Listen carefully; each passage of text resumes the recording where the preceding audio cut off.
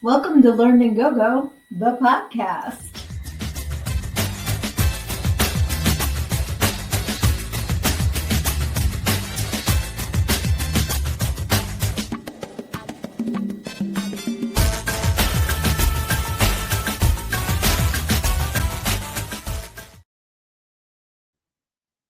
Hey guys, it's Sydnee. I am your host, and I am also the author of Everything I Need to Know I Learned in Go Go, How a Preacher's Daughter Pole Danced Her Way to Finding Her True Self. And you're probably asking yourself, what in the hell is going on? Sydnee is recording in its daylight, and it's not a positive affirmation, which you can absolutely check out. I love to do them, and you can see them. I'm trying to get my link tree real quick. Hey, that's my friend Johnny's link tree. You can see my positive affirmations, follow my socials, all things Sid here.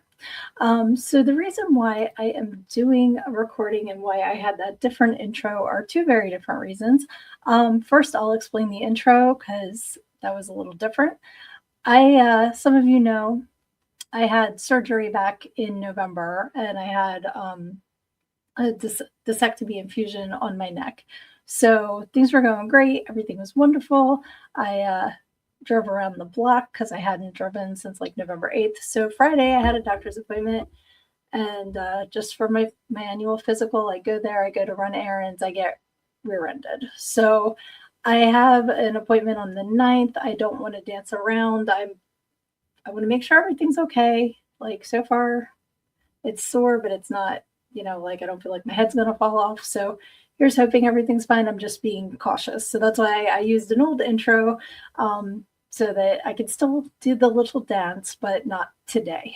So I hope you guys will let that slide. But the exciting reason why, if you are seeing this right now, is because I am with my little sister because she's having a baby, and she asked me to be in the delivery room. And as soon as I heard she was being induced Tuesday night, I thought, I'm probably not going to be home Wednesday night to do my podcast. So preparing for that, and hopefully I'm with her and my new niece, and everything is fantastic. And you guys still get to have a podcast. And I miss you live, but please, please, please comment, and I will see them after the show. I can go back and read what everybody said. So about the things that we're going to talk about tonight, feel free to still participate. You guys all see each other.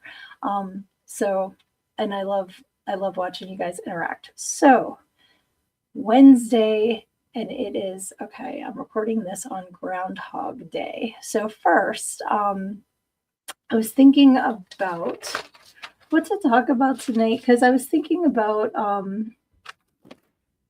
like I've had two kids. I was thinking about my stories with having them and stuff like that. That was, gosh, my youngest is going to be 21 on Friday, guys. Like, I feel like I'm not old enough to have my baby be 21, and my sister and I were talking about her baby, and how my sister is going to be 25 and stuff like that. And she's like, and then we'll blink and your niece will be 25. I said, don't do that, because that means I'll be 75. Like, things go by super, super, super duper fast.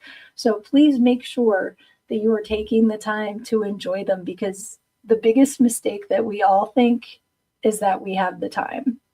Definitely take the time, enjoy the happy moments, and, record them too, but make sure that you are experiencing it too. I know I am a photo taker. I've been a photo taker since I was a kid. I always had, like I used to have a camera. It was a rectangle, and you would open it, and it was like a Kodak. And the film that it took was kind of like, it had the film and then like the part that it clicked in. I know I'm not describing this very well. I wish I could do like Pictionary on the screen and be like, it looked like this. Yeah, I don't have anything in this room. Trust me, if I knew the name of the camera, I'd tell you. But I used to love taking photos with that. And back then it was like, you'd get 24 or 48 pictures, and you wouldn't know if any of them were any good until you sent them away, unless you could afford the 1 hour photo. You'd send them away and wait a couple weeks, and then they'd come and you'd excitedly look through all your pictures, and hopefully more were good than bad. Then when I had my babies was in the early 2000s. So smartphones still were not a thing. If smartphones were a thing, I can't even imagine how many photos I would have. I had, excuse me, I had a Fuji digital, and now I have a Canon. And I took them everywhere with me. Like, I have a photo of my older daughter sitting in the shopping cart at the Kmart, and I saved it as her first time sitting in a shopping. That means I had my camera bag with me to go to Kmart. Like, I was obsessed. So all that to say, make sure you're taking time to actually experience things too, and don't only see your life down the camera lens, because sometimes, and of course, I know I have a lot of creative people on here. I'm not talking about when we do our creative projects. I'm just talking about day to day. Make some time to be present, because you're going to look back and be like, man, I wish I had experienced that more, or I paid attention, or I let that person know how I felt. So that's all I have to say about that. But I will absolutely be taking tons of photos of my new niece, who might be here when you guys are seeing this. I don't know. I don't have the crystal ball to see into the future. But like I said, it is Groundhog Day as I am recording this. So I thought it would be fun to talk about Groundhog Day. Now, sorry about that. Had a little bit of an issue when I tried to move something and accidentally unplugged my whole setup. So it's going to be one of those days. Anyway, as some of you know, I live in Pennsylvania, home of Punxsutawney Phil, who is considered to be the groundhog of groundhogs, at least in these parts. The Pennsylvania Lottery actually has a mascot named Gus, who says he is the second most famous groundhog in Pennsylvania. So it's kind of a pretty big deal to have Punxsutawney Phil predict what the weather is going to be on Groundhog Day. And I was like, you know what? I feel like he's not the only groundhog, because I've heard of Woodstock Willie. There's another couple that I heard of from Pennsylvania. I think Jersey has one. So he's not the only groundhog. So I thought it would be fun to look up the top 10 groundhogs for Groundhog Day, and have some interesting factoids about them. And to see who's predicting what, because of course they don't all say the same thing. And to me, I always thought, well, of course he's going to see his shadow, because there's always film crews around. So even if it's dark outside, they have lights and all, so they can film him. But I guess maybe if his shadow's behind him, he doesn't see it. I don't know. So yes, and actually real quick, for those of you who are new to the program, typically it is a nighttime program and I have a nighttime beverage, but since it is not, I have my coffee. I love this. My oldest got this for me. And this is what a published author looks like. So when we take a sip, we say Tatiana. So please, Tatiana, with me.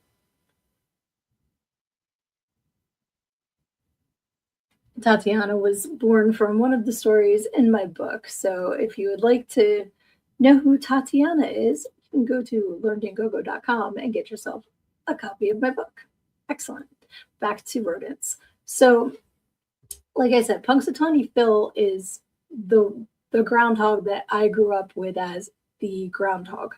And he lives in, I couldn't make this up, he lives in Gobbler's Knob, Pennsylvania.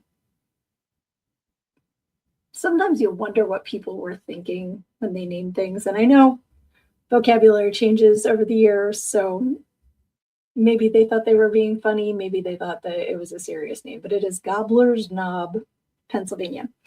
He has made 131 predictions to date. And this morning he said 6 more weeks of winter. So to Punxsutawney Phil. Now, fun facts about Punxsutawney Phil. Oh, wait, you know what? Dumbass me.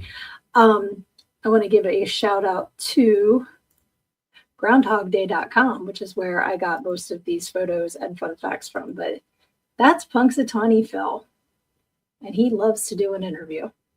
So he drinks groundhog nog to live forever. Every year on Groundhog Day, they give him his groundhog nog, and that helps him live forever. Fun fact, Phil is married.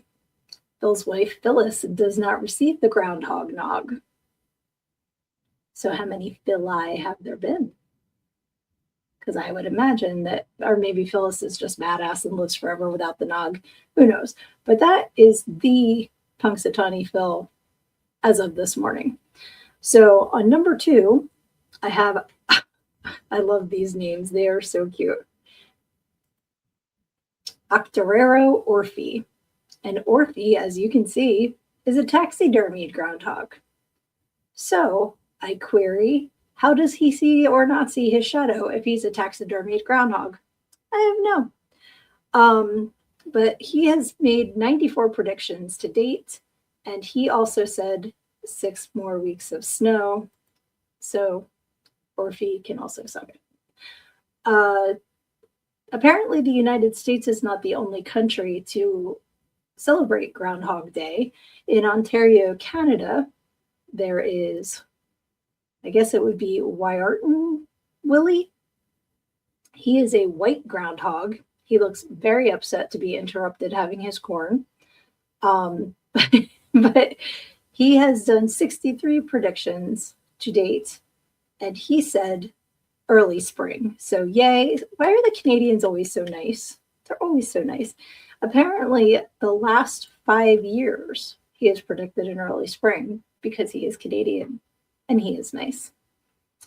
All right. No, number 6 sounds like he doesn't sound like he's from Wisconsin, but his face looks like his name. This is Jimmy the Groundhog. And Jimmy lives in Sun Prairie, Wisconsin. He looks like he has not had his coffee yet, nor said Tatiana yet. Out of 58 predictions, today's was early spring, so good job, Jimmy. And his fun fact is that he occasionally bites the mayor's ears. He looks like he would bite the mayor's ears, and he looks like his name would be Jimmy.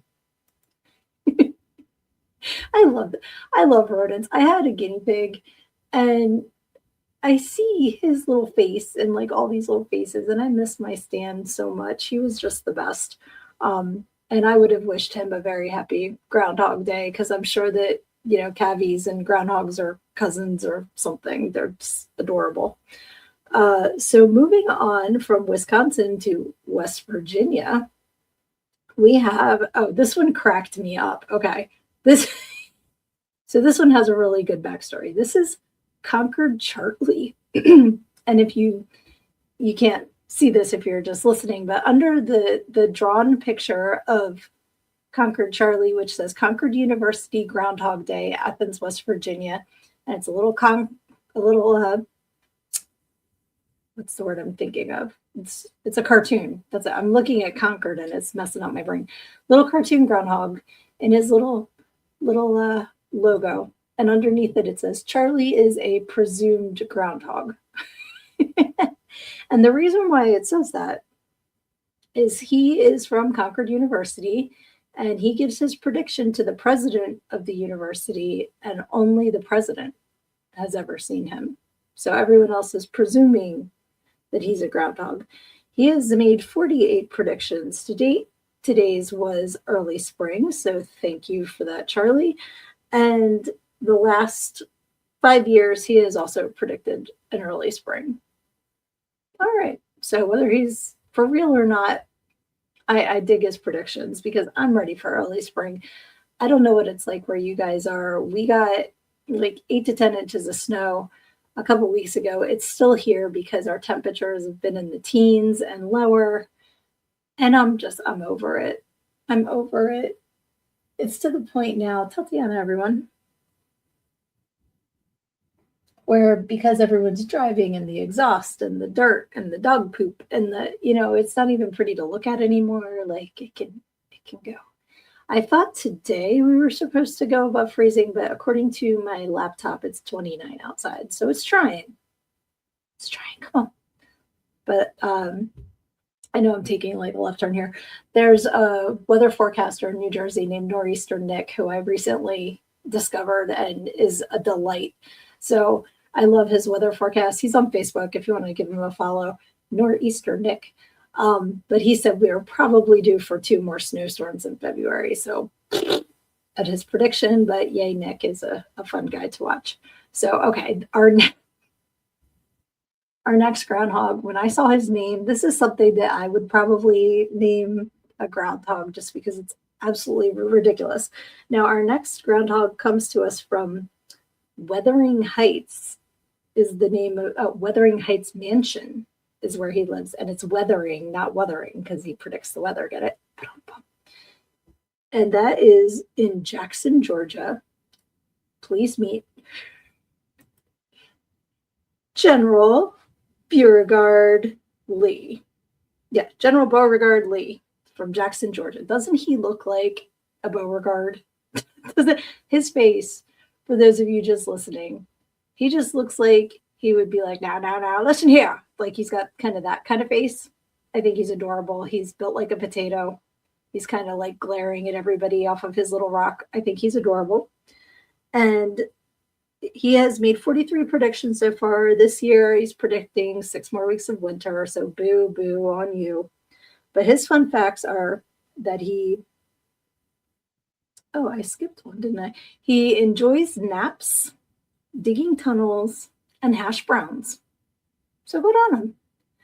Oh, I see. It uploaded my things out of order. That's why I missed one. But that's okay. I'm happy to get to General Beauregard Lee a little early because, like I said, I think he is adorable. He looks like an angry potato. And I don't agree with his prediction, but I agree with him. So excellent for the Georgia groundhog. The one that I skipped by accident is Buckeye Chuck from Ohio. He's the official groundhog of Ohio. He is from Marion, Ohio. And he has also predicted 43 Groundhog Day forecasts, today's being early spring. So thank you for that, Buckeye Chuck. I wonder how many of each state, like how many groundhogs they've actually had for this day over the years, because like, I don't know what the average lifespan of a groundhog is. I didn't look that up. Let me look that up because now I'm curious. And if they're living on things like hash browns, I'm sure that as much as they enjoy them, that's probably not the best diet choice for them. So groundhog lifespan in captivity, according to a Google search, is 10 to 14 years, with some living up to 15 to 22 years. Okay. So compared to just 2 to 6 in nature, that's a big difference. So yeah, so each one of these has more than likely had multiple groundhog forecasters. I was just curious about that. So number 8, since we got 7 and 6. I'm sorry, I'm laughing at all these groundhog pictures. I just find them adorable. This is French Creek Freddy from Upshur County, West Virginia. And he looks like, what you looking at? He's kind of got his nose up in the air, like not really liking that we're looking in his cage. But he has done 38 predictions so far, today's being early spring. So love that. He's from West Virginia, like Concord Charlie, but he is a visible groundhog, unlike Concord Charlie.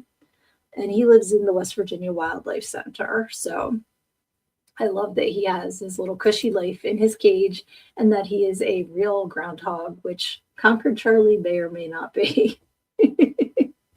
That's great. Number 9 is Gertie from Hannah City, Illinois.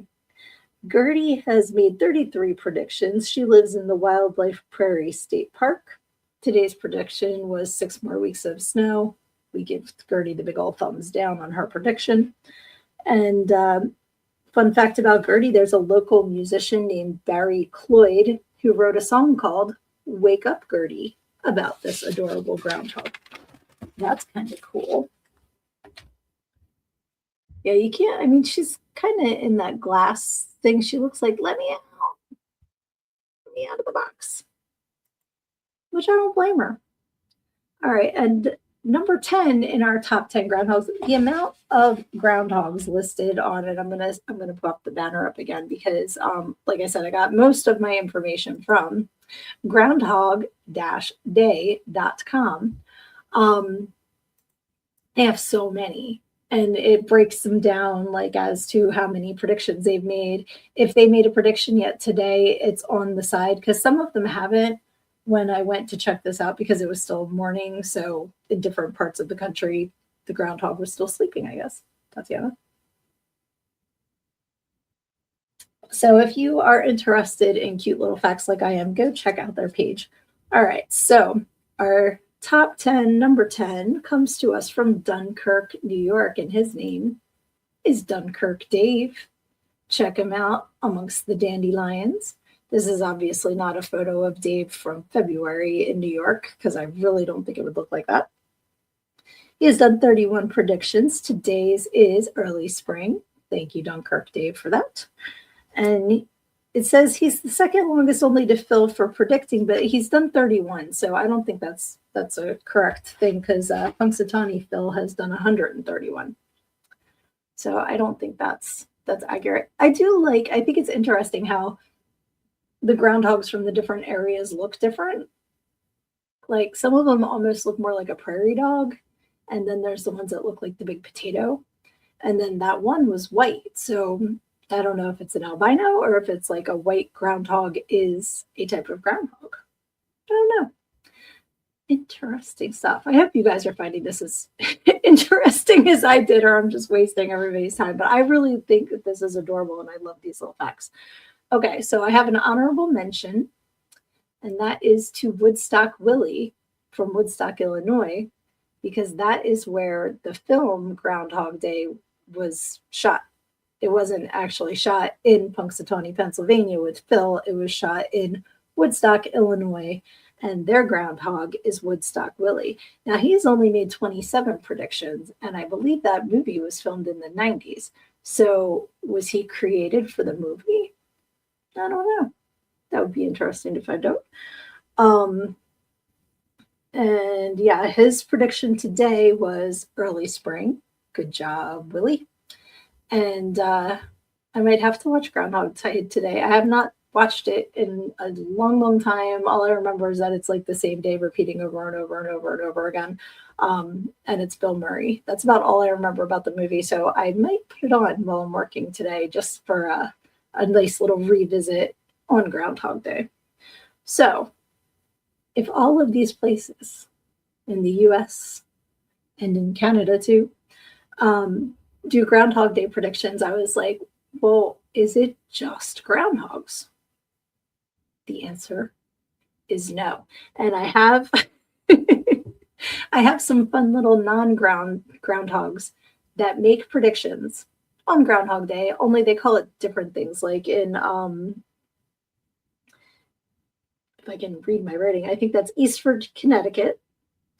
They call it Duck Day on February 2nd because they have Scramble the Duck, who makes predictions. And Scramble is a Peking duck, so I guess she's peeking at her shadow. Get it? Yeah, so has done 12 predictions so far, and today predicted 6 more weeks of winter. Can I get my thumb down out of the side? Boo, Scramble. But cute duck. And then in Florida, yes, in Florida, we have Athene, the burrowing owl. And I like that this picture, which if any of you are looking at it, I don't think it needs the description under it that says Athene is a person in an owl suit. It looks like the owl suit is made out of high quality felt, but it has the big, you know what's funny? Athene's eyes kind of look like the camera film holder I was talking about earlier. So Athene also predicts. She's done 7 predictions, but she hasn't done hers for today yet. So I don't know whether she says 6 more weeks of winter or early spring. But I like my note. It says, person in owl suit, no shit. That's my notes for a theme, the owl. This one I was very, very excited to read up about. His name is B Cave Bob. I'm all for a Bob. Anything named Bob, I just am like, I'm here for it. So Bee Cave Bob comes to us from Bee Cave, Texas. And he's an armadillo. He is so cute. He's he's done 15 predictions so far. I did not see a prediction for him today, but I like how in his stats it says that Bob is part of a Groundhog Day secession movement because in Texas, they don't need no groundhogs because they have Bob the armadillo. I love that. I think he's adorable. In Portland, Oregon, another name that I love is Stumptown Phil. And Stumptown Phil, or Philbert, as his full name is, has done predictions for 6 years. Again, did not see a prediction from him today yet. But he is from Portland, Oregon, and his quote is, "Here in the Northwest, we are beaver believers." So you can be a beaver believer and follow Philbert from Stumptown Phil from Portland, Oregon.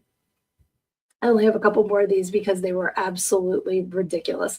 So we've talked about how do they know if the groundhog sees his shadow or the duck or the person in the owl suit or the armadillo. Like, do the eyebrows go? Like, how do you know? How do you know for sure, right?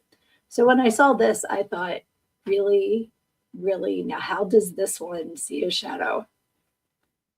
I present to you, coming from Buckeye Lake, Ohio, Benny the largemouth bass. Okay, so I had questions when I saw Benny the bass. First of all, I just kept picturing the Billy Bass thing that used to hang on the wall and sing. Do you guys remember that? Like back in the day, he was in I think there was a McDonald's commercial that used him too. Something about give me back my filet of fish, give me that fish, something like that he would sing. So that was what I first was picturing. So then I had to read up on Benny the bass. He has made 11 predictions, and today he has predicted early spring. Thank you, Benny. So how does a fish see his shadow? He doesn't. They actually give him a different way to predict than the groundhogs and other ground creatures because he's in the water. So what they do is they give him his breakfast, and if he eats a minnow within 3 minutes, it's early spring. But if not, it's 6 more weeks of winter. And while they give him the minnows and all these people are crowded around to see what Benny does, they start chanting, "Take the bait, spring can't wait." I love it. I love it. It's hysterical. Like, take the bait, spring can't wait. And they all watch this fish to see if he's going to eat his breakfast. Now, because I'm ready for spring, I might have given Benny his dinner a little early the day before, so he's real hungry. But that's just me. Because if you're really like counting on this fish's prediction, I don't know what to tell you. All right, last one, I promise. But I had to, when I saw this one, I couldn't not mention Quentin. From Massachusetts, I present to you Quentin the quahog clam. So again, not a shadow seeker. He can't see his shadow. He is a clam. He is in his shell. So what they do is I couldn't find a picture with 2026 written on the clamshell. There's past ones, last year's 2025, whatever. They usually write the year on the shell. And then they open up the clamshell. And if Quentin spits water out, early spring. But if he doesn't, then 6 more weeks of winter. So he's done, I don't know how many years he's predicted. I don't have that written down. But he predicted early spring. Thank you, Quentin. And from what I can tell, Quentin is the only one of these creatures that actually offers up the ultimate sacrifice for his prediction, because as is tradition, Quentin is consumed after his prediction every year. So they open him up, they see what he has to say, and then they eat him. So, okay. I'm very, very allergic to clams, but I'm still on Quentin's side because that's a crap gig. So that is my Groundhog Day roundup for you all. I hope you enjoyed it.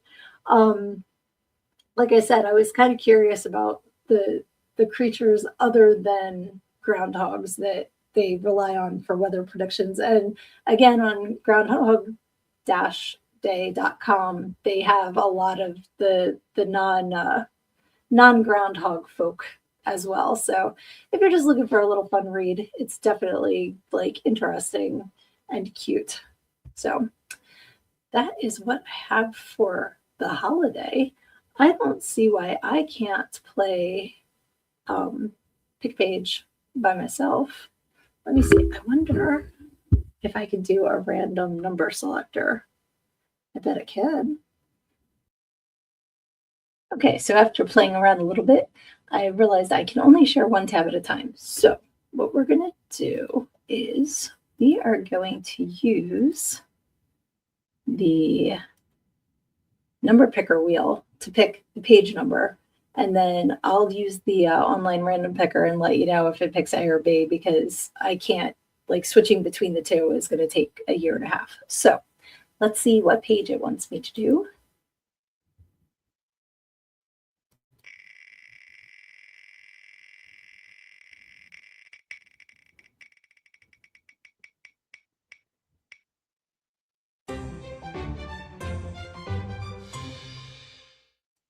All right, I like the little song.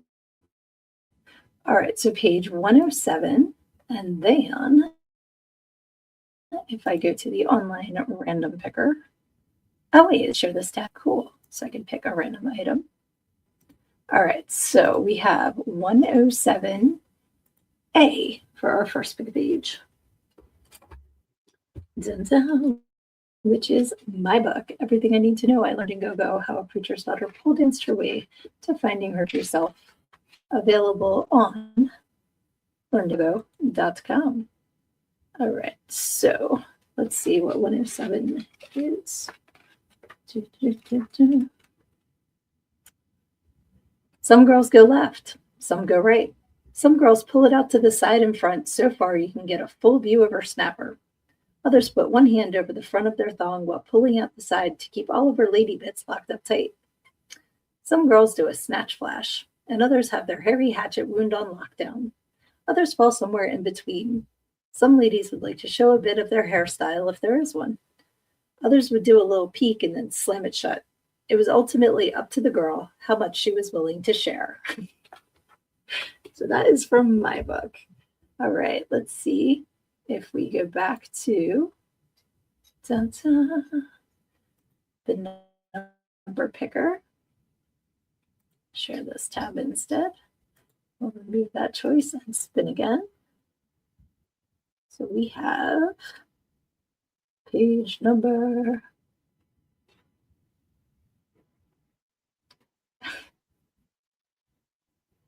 297. And okay, cool. That's great. Let's do B because we just did A. Because I'm not good at online tabby things like that. So we had 297, and we are going to pick book B, which is The Encyclopedia of Unusual Sex Practices by Brenda Love. All right, so number 297. It's towards the way, way back.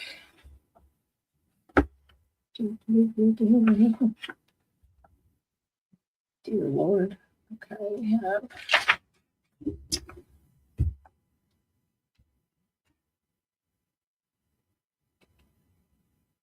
okay. That's not very interesting. So we'll go with worship because there's a few different things on this page.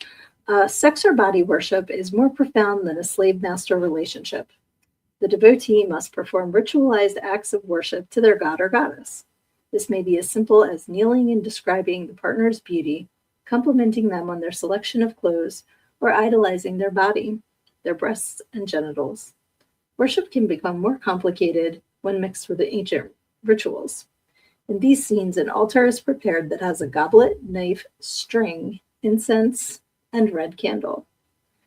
The idolater is to kiss the goddess and drink of her urine from the goblet. Well, that escalated quickly. She may also smear blood or feces on a wafer and offer it to him to eat. Why does it always go there? I was fine with the you're so pretty part, but the poop crackers.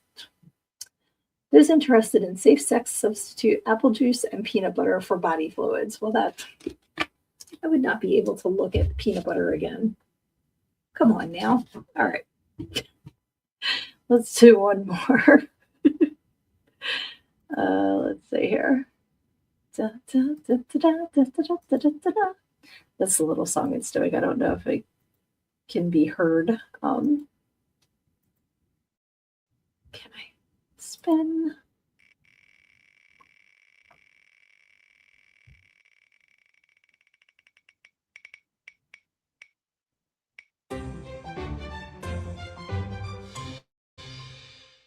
$2.45. All right. So we'll go back to this book, and then we'll do one more from the other one because the random AB isn't working, and I feel like my screen is glitching, but I don't know why.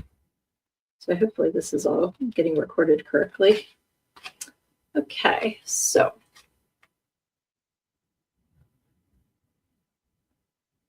I love that my feet have always gotten attention. I know that sounds weird, but it's one body part that I have received positive feedback on for years. I'm not sure if it's because I'm a Pisces, the astrological sign that rules the feet, or just luck of the draw. But I have had men, women, gay, straight, all share with me how they find my feet attractive. I appreciate the compliments because they don't also get a poop cracker. Okay, last number, and then we will call this a day. So back to the picker wheel, and we'll remove that choice and pick again. Maybe it'll pick a number, not the 200 and something. Let's see.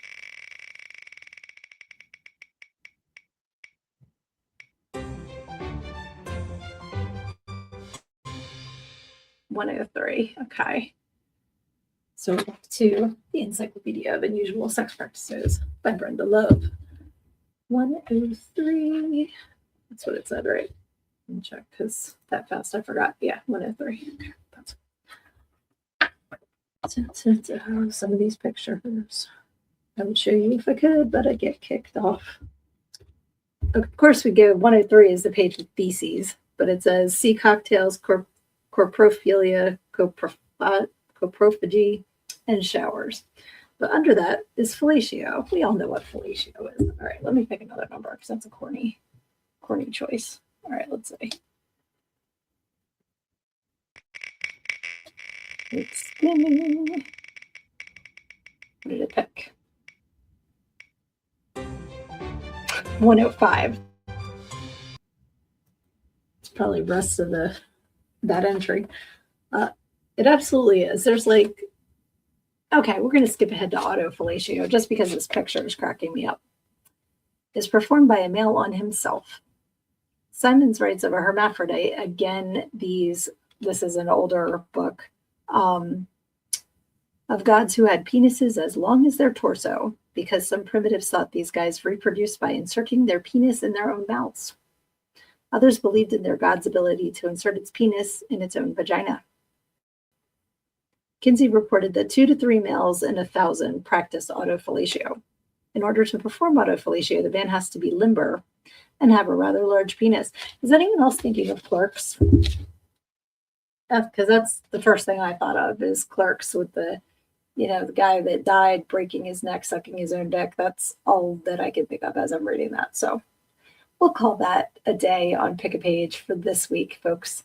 And I'm actually going to wrap this up because I really enjoy our live back and forth because it's a lot harder to sit here talking to myself, and I miss you all. But I really do hope you enjoyed my Groundhog Day special. I thought that was pretty fun. And again, let's see, it was giving them props, groundhogday.com, if you want to see more cute critters and see what their predictions are. And you can also go to learnedingogo.com. That's a teeny tiny banner. Let's get the big banner. Learnedingogo.com, where you can get a copy of my book. You can also go to my link tree, and that will take you to my website, to my daily positive affirmations, which are available on my Learn and Go Go the podcast Facebook page, my Learn and Go Go Instagram, and my Learn and Go Go the podcast YouTube channel. And the link tree will take you to my socials, to all things Sid.